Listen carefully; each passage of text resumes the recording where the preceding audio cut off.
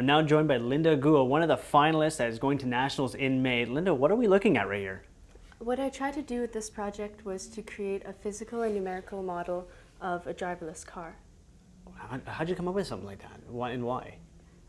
It was in response to something that's more reactive.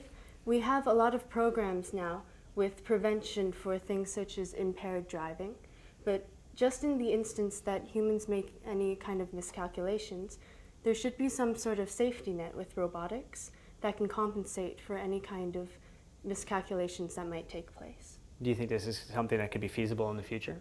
Yeah. Like in our own cars? I How should think so? There's still going to be a human driver. It responds to different stimuli. There's sensory, which is obviously what you pick up from the sensor. For example, this was the red light. So it's seeing the colors and reacting to each color that it sees? Yes. What it's doing right now is it's using this sensor. The red one is called the RLI sensor. Okay. RLI stands for reflected light intensity. What it does is it sends a beam of laser down, and it calculates the wavelength of light that's reflected back up. And it uses these values to determine where the road should be by using the two different values between white and black to find the middle.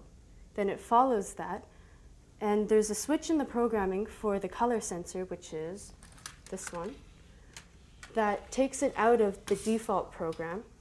With that, it can respond to actual kind of scenarios. So for example, if you need to stop the car, if you need to accelerate, switch lanes, or finally stop the car, things like that would be incorporated into the sensory part.